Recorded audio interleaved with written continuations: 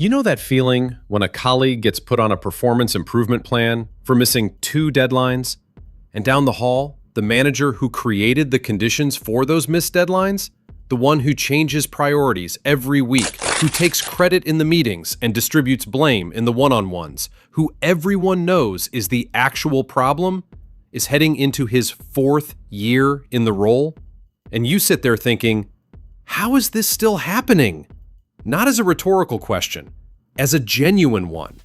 Because you've watched it long enough to know it's not an accident. It's not oversight.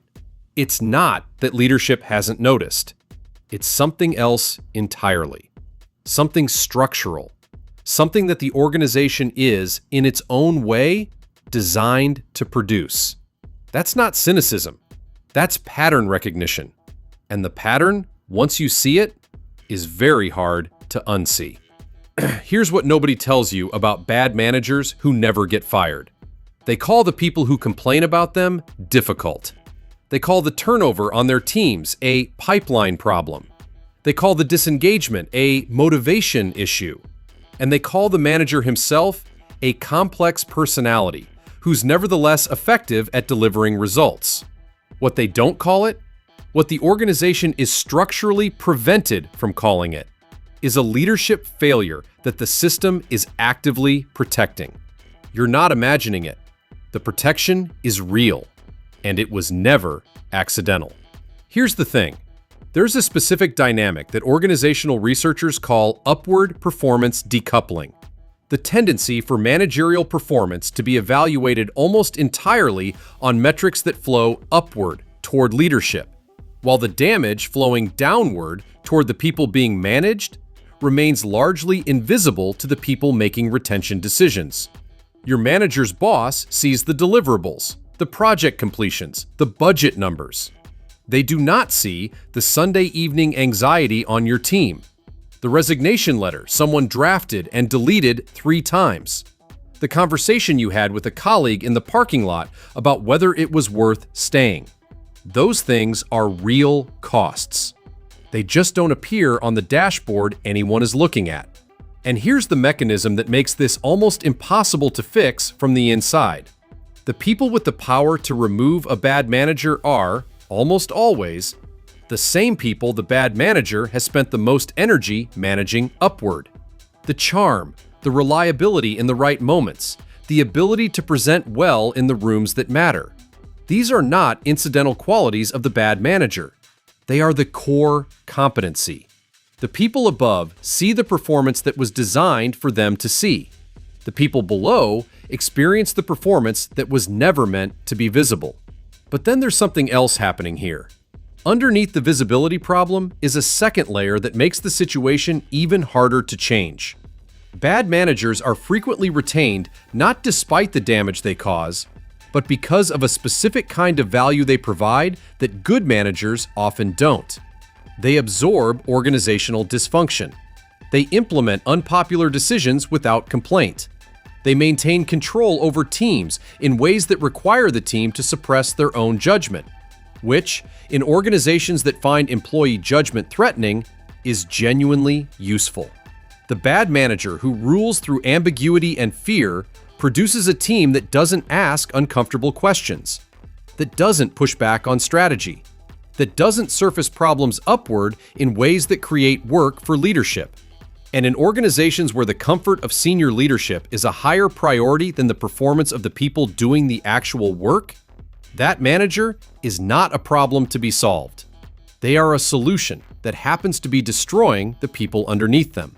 Have you ever watched a bad manager get promoted? That's not a mistake. That's the system working exactly as designed. Now here's where it gets interesting. The research on managerial performance and retention reveals something that should be uncomfortable for every organization that claims to take people seriously. A Gallup analysis of over 1 million workers found that the single strongest predictor of employee engagement, productivity, and retention is the quality of the direct manager. Stronger than compensation, stronger than benefits, stronger than company culture.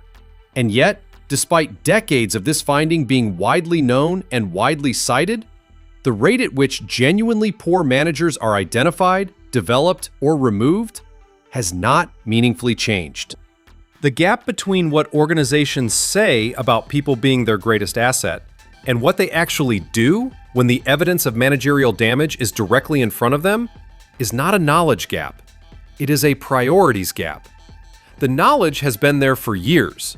The will to act on it, to absorb the short-term disruption of removing a manager who is delivering numbers while destroying people, is what's consistently absent. But let's clear something up. The conversation about bad managers almost always ends up in the same place. Advice for the people being managed. Document everything. Build relationships above your manager. Learn to manage upward. Develop resilience. And none of that is wrong, exactly. It is genuinely useful to know how to survive a bad manager, but it is a profoundly dishonest framing of where the problem actually lives. The problem is not that employees haven't learned to cope well enough. The problem is that organizations have built evaluation systems that measure managerial performance on the outputs that benefit the organization, while externalizing the costs onto the people being managed. The burnout, the turnover, the suppressed innovation, the talented people who left quietly. Those costs are real and they are enormous. They are just paid by the employees, not by the balance sheet. And costs that don't appear on the balance sheet are costs that organizations have very little structural incentive to prevent. Your bad manager is still there not because leadership is blind. They're still there because the accounting system has decided his costs are yours to carry. Here's what they don't tell you. Every person who left your team because of that manager, every resignation, every quiet quitting, every talented colleague who stopped trying, that was not a personal decision made in isolation. It was a rational response to an environment that had communicated, clearly and repeatedly, that the people doing the work mattered less than the person directing it. And you stayed. Or you're still staying. And that staying has its own cost. The daily recalibration of your expectations. The careful management of your own reactions. The energy that goes into navigating a situation that was never your fault and was never yours to fix. That cost is real. It belongs on someone else's ledger. The fact that it ended up on yours is not a reflection of your weakness. It is a reflection of an organization that found it cheaper to let you carry it than to address its source. You were never the problem to be managed. You were the person being failed by a system that had decided your experience was acceptable collateral. So the next time you watch that manager walk into a leadership meeting and walk out with another year in the role, and feel that specific combination of disbelief and exhaustion, remember that what you're looking at is not incompetence at the top. It's a choice. A consistent, structural, repeated choice about whose experience counts and whose doesn't. Naming that choice is not cynicism. It's clarity. And clarity, even when it's uncomfortable, is always more useful than the alternative. Now tell me, how long has your bad manager been in the role? And what's the highest position anyone above them has ever reached in actually addressing it? Drop it in the comments. And if this video finally names something you've been watching happen for years without being able to explain, hit subscribe. We're here every week breaking down the psychology of work that nobody talks about. Because understanding why you are the way you are, that's not just interesting, that's powerful.